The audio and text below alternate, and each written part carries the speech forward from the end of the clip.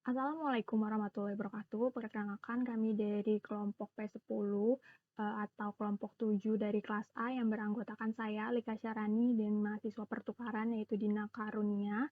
Dari kelas A akan membahas mengenai bab yang membahas tentang menanggapi resiko reputasi langsung dan akan kami kaitkan dengan kasus yang akan kami pilih. Baik, saya Alika Syarani akan menjelaskan mengenai kasus manajemen krisis yang kami ambil, yaitu krisis oksigen RSUP Dr. Sarjito yang menyebabkan 33 pasien meninggal. Jadi, RSUP Dr. Sarjito Yogyakarta mengalami krisis oksigen parah pada Sabtu 3 Juli 2021. Menurut data dari rumah sakit, ada 33 pasien yang meninggal usai sistem oksigen sentral mati pada pukul 20.00 di hari Sabtu itu. Namun Direktur Rumah Sakit pada saat itu berpendapat bahwa kematian tidak terkait dengan krisis oksigen yang sedang terjadi. Di pada Sabtu 3 Juli, Direktur Rumah Sakit yaitu Rukmono Siswishanto membantah bahwa rumah sakit kehabisan stok oksigen dan diduga hal itu menyebabkan 6 pasien COVID-19 meninggal dunia. Sebelumnya memang ada isu beredar mengenai informasi yang sempat viral di sosial media setelah salah satu anggota DPRD Yogyakarta, yaitu Muhammad Yazid, mengatakan bahwa stok oksigen di RSUP Dr. Sarjito itu habis. Nah, hal ini ditudingkan sebagai hoaks yang ditulis di situs tribratanews.bengkulu.polri.go.id dengan judul Polri Stempel Hoax Informasi 63 pasien RSUP Dr. Sarjito meninggal dalam sehari akibat kekurangan oksigen di hari Seninnya, yaitu 5 Juli 2021. Untuk memastikan penyebab kematian pasien ini, apakah karena kekurangan oksigen atau karena hal lain, Direktur Utama pada 16 Juli menyebutkan kepada media akan ada tim audit untuk menyelidiki dari kejadian ini yang berasal dari komite medis. Baik, selanjutnya ini adalah subbab yaitu membuat keputusan strategi krisis. Analisis SWOT-nya adalah diambil dari kasus RSUP Sarjito yang mengalami kekurangan oksigen hingga menyebabkan 33 orang yang sudah mendapatkan oksigen tetap meninggal dan 15 orang di UGD juga. Dan pernyataan dari Komisi DPRD DIY juga menjawab pertanyaan media bagaimana keadaan pasien di RSUP Sarjito kami anggap sebagai kekuatan atau strength untuk menginformasikan kebenaran kondisi pasien. Lalu pengadaan kembali oksigen setelah mendapatkan surat dari RSUP yang datang pada hari Minggu pagi juga menjadi peluang atau opportunity bagi Menkes dan rumah sakit untuk mengurangi weakness atau kelemahan dan ancaman atau threat dari pihak pasien terkait RSUP dan Menkes atas krisis oksigen yang telah terjadi.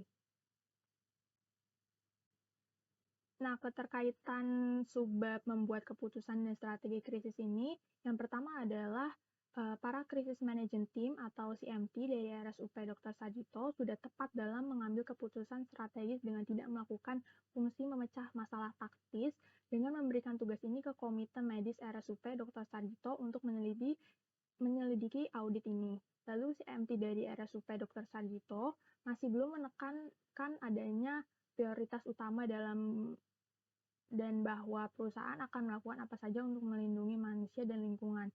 Tapi RSUP Dr. Sarjito ini hingga paper ini ditulis belum menyatakan permintaan maaf atas kematian 33 pasien isolasi COVID-19. Bahkan kepolisian mengatakan kasus ini sebagai hoaks pada 5 Juli 2021. Nah, yang selanjutnya ini adalah respon komunikasi krisis yang lebih luas. Analisis SWOT dari masalah ini adalah pemberitahuan informasi harus langsung diberikan dari pihak rumah sakit untuk menciptakan kekuatan atau strength dalam mengurangi kelemahan atau weakness dari pernyataan lanjutan dari media. Komunikasi informasi ini membentuk peluang opportunity untuk mencegah ancaman threat yang selanjutnya. Lalu selanjutnya adalah keterkaitan dengan subbab respon komunikasi krisis yang lebih luas dengan kasus yang kami pilih, yaitu komunikasi digital dari RSUP Dr. Sarjito masih tidak terlaksana untuk menanggapi kasus ini. Media sosial dari RS tidak memberikan atau menanggapi informasi apapun mengenai hal ini. Lalu juga meja informasi yang disiarkan ke media masih belum dapat divalidasi, karena hingga pernyataan dirut baru pun masih dalam bentuk penyelidikan oleh komite. Lalu juru bicara yaitu jurut lama juga masih kurang berhati-hati dengan langsung memberikan pernyataan bahwa kasus ini bukan disebabkan oleh krisis oksigen di awal insiden. Oke, saya Lika Syarani akan menjelaskan analisis SWOT selanjutnya. Nah, yang pertama ini mengenai strength atau kekuatan. Jadi, kami menganggap bahwa Direktur Utama Rumah Sakit Umum Pusat atau RSUP yang sudah mulai berbicara kepada wartawan pada saat kasus kematiannya masih 6 orang jiwa, itu merupakan salah satu kekuatan. Karena hal ini menyebabkan tidak adanya kekosongan informasi yang bisa membuat munculnya spekulasi lain dari pihak di luar RSUP Dr. Sarjito. Lalu kelemahannya yang selanjutnya ini adalah Direktur Utama RSUP Dr. Sarjito ini sudah membantah spekulasi bahwa krisis oksigen terjadi di rumah sakitnya, padahal belum ada investigasi lanjut mengenai penyebab kematian dari 6 orang jiwa pasien isolasi COVID-19 di sana. Lalu selanjutnya ini ada opportunity. Lalu karena pasukan oksigen emang sedang berjalan ke RSUP Dr. Sarjito, jadi ini bisa dijadikan alasan oleh Direktur Utama untuk menjawab para pertanyaan dari wartawan. Lalu ancamannya ini adalah adanya relawan yang membocorkan bahwa memang persediaan oksigen di RSUP Dr. Sarjito ini memang sudah habis gitu. Baik, selanjutnya adalah mengenai keterkaitan kasus dengan subbab dari manajemen krisis media. Nah, yang pertama ini mengenai bahwa RSUP Dr. Sarjito tidak memiliki golden hour karena relawan di lapangan sudah membocorkannya terlebih dahulu pada media. Nah, ini menyebabkan dirut dari RSUP Dr. Sarjito harus memberikan pernyataan bahwa kasus ini tidak disebabkan oleh krisis oksigen secara cepat sebelum adanya investigasi lebih lanjut. Nah, selanjutnya ini mengenai bahwa mereka sudah menerapkan urutan prioritas dalam krisis, yaitu mereka harus menjelaskan pada saat perusahaan melakukannya.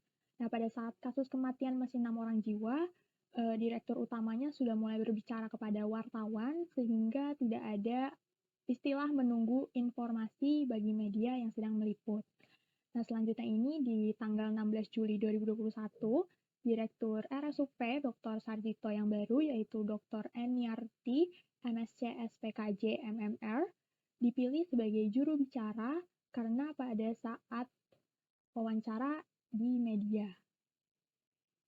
Dalam kasus krisis oksigen yang terjadi di RSUP Dr. Sarjito, pada materi komunikasi yang bekerja dengan fungsi lain, khususnya pada fungsi human resources, belum bisa dikatakan telah menjalankan fungsinya dengan baik. Meskipun begitu, analisis strengths pada kasus ini adalah pihak RSUP Dr. Sarjito telah menjalin komunikasi dengan pihak keluarga pasien COVID-19 dengan memberikan beberapa informasi seputar kondisi pasien agar tidak terjadi kepanikan terhadap keluarga terdampak. Pihak RSUP Dr. Sarjito juga menyatakan telah melakukan koordinasi dengan berbagai pihak untuk mendapatkan pasokan oksigen secara rutin untuk memenuhi kebutuhan. Baik itu dari penyedia seperti PT Samator dan juga PT Surya Gas, dan melakukan pemberian oksigen melalui tabung saat terjadi krisis oksigen. Selain itu juga mendirikan tenda darurat untuk menampung lonjakan pasien COVID-19 yang terinfeksi. Weakness dalam kasus ini adalah Komandan Posko Dukungan BPBD-DIY menyatakan bahwa mekanisme kerja yang dijalankan di Sarjito tidak berjalan secara maksimal karena banyaknya staf yang kelelahan. Selain itu, meskipun pihak RSUP Dr. Sarjito telah berkoordinasi dengan penyedia oksigen, namun ternyata tidak cukup ada pasokan yang didistribusikan pada hari terjadinya krisis, sehingga menimbulkan kepanikan pihak rumah sakit. Opportunity dalam kasus ini adalah pihak RSUP Dr. Sarjito mampu berkoordinasi dengan posko dukungan BDDIY untuk membantu mengatasi kepengurusan jenazah dalam proses pemulasaran jenazah termasuk membantu dalam menenangkan keluarga pasien. Dan threat dari kasus ini adalah banyaknya keluarga yang emosional sehingga memicu terjadinya kekerasan karena lamanya proses kepengurusan jenazah yang menyebabkan situasi menjadi tidak kondusif. Kasus krisis oksigen yang terjadi di RSUP Dr. Sarjito dalam materi komunikasi yang bekerja dengan fungsi lain, khususnya pada fungsi human resource, yang belum cukup baik dalam menjalankan fungsinya. Meskipun pihak RSUP Dr. Sarjito telah menjalin komunikasi dengan pihak keluarga pasien COVID-19 dengan memberikan beberapa informasi seputar kondisi pasien yang bertujuan agar tidak terjadi kepanikan terhadap keluarga korban. Pihak RSUP Dr. Sarjito juga mengatakan bahwa telah melakukan koordinasi dengan berbagai pihak untuk mendapatkan pasokan oksigen secara rutin untuk memenuhi kebutuhan baik dari penyedia seperti PT Samator atau PT Surya Gas dan melakukan pemberian oksigen melalui tabung saat terjadi krisis oksigen. Selain itu juga mendirikan tenda darurat untuk menampung lonjakan pasien yang terinfeksi. Namun, Komandan Posko Dukungan BPBDDIY menyatakan bahwa mekanisme kerja yang dijalankan di Sarjito tidak berjalan secara maksimal karena banyaknya staf yang kelelahan. Ini menunjukkan bahwa SDM di RSUP Dr. Sarjito juga membutuhkan waktu yang cukup untuk beristirahat. Hal ini dapat dilakukan dengan bekerja bergantian shift agar pekerja dapat melakukan pelayanan secara optimal. Selain itu, meskipun pihak RSUP Dr. Sarjito telah berkoordinasi dengan penyedia oksigen, namun ternyata tidak cukup ada pasokan yang didistribusikan pada hari terjadinya krisis, sehingga menimbulkan kepanikan pihak rumah sakit. Di sisi lain, pihak RSUP Dr. Sarjito juga mampu berkoordinasi dengan posko dukungan BPBDDIY untuk membantu mengatasi kepengurusan jenazah dalam proses pemulasaran jenazah, termasuk membantu menenangkan keluarga pasien. Lalu selanjutnya adalah perspektif tulisan. Jadi perspektif tulisan dari membuat keputusan strategi krisis yaitu pada hari Sabtu 3 Juni 2021 siang saat oksigen mulai menipis, juga telah dilakukan berbagai koordinasi dan persiapan termasuk pertemuan lanjutan untuk memastikan kecukupan persediaan oksigen dengan penyedia. Kami berharap ke depan oksigen ini akan terus lancar dipasok oleh penyedia oksigen untuk memenuhi perawatan bagi pasien yang membutuhkan oksigen.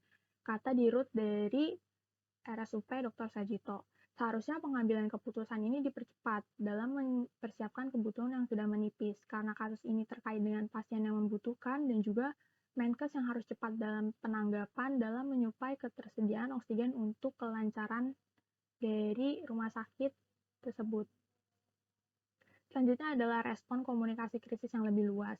Jadi setelah menganalisis kasus oksigen RSUP Dr. Sarjito dari perspektif respon komunikasi krisis yang lebih luas, RS masih belum melakukan penanganan kasus dengan baik. Rumah sakit masih belum tidak melaksanakan untuk menanggapi kasus ini. Meja informasi yang disiarkan ke media pun masih belum dapat divalidasi hingga pernyataan Dirut baru pun masih dalam proses penyelidikan oleh komite. Juru bicara yaitu Dirut lama juga masih kurang berhati-hati dalam memberikan statement langsung bahwa kasus ini bukan disebabkan oleh krisis oksigen di awal insiden. Nah, selanjutnya ini mengenai perspektif tulisan dari sudut pandang subbab manajemen krisis media. Nah, setelah kami menganalisis kasus ini dari perspektif manajemen media, dari perspektif manajemen krisis media, penanganan untuk kasus ini belum dapat kami katakan dalam tahap cukup baik karena Direktur Utama RSUP Dr. Sarjito sudah secara tegas membantah bahwa penyebab kematian ini bukan disebabkan karena krisis oksigen, tapi murni karena penyakit bawaan yang diderita oleh pasien tersebut. Padahal pada saat Dirut utamanya belum melakukan investigasi dan juga masih ada korban jiwa yang terus berjatuhan. Padahal seharusnya Direktur Utama ini bisa mengatakan bahwa mereka menyadari bahwa ada sesuatu yang salah dan mereka akan segera menyelidikinya gitu. Mengatakan sesuatu yang berdasarkan sebuah spekulasi ini merupakan salah satu dosa besar dalam komunikasi kritis. Setelah menganalisis kasus ini dari perspektif komunikasi yang bekerja dengan fungsi lain, penanganan kasus ini belum bisa dikatakan cukup baik.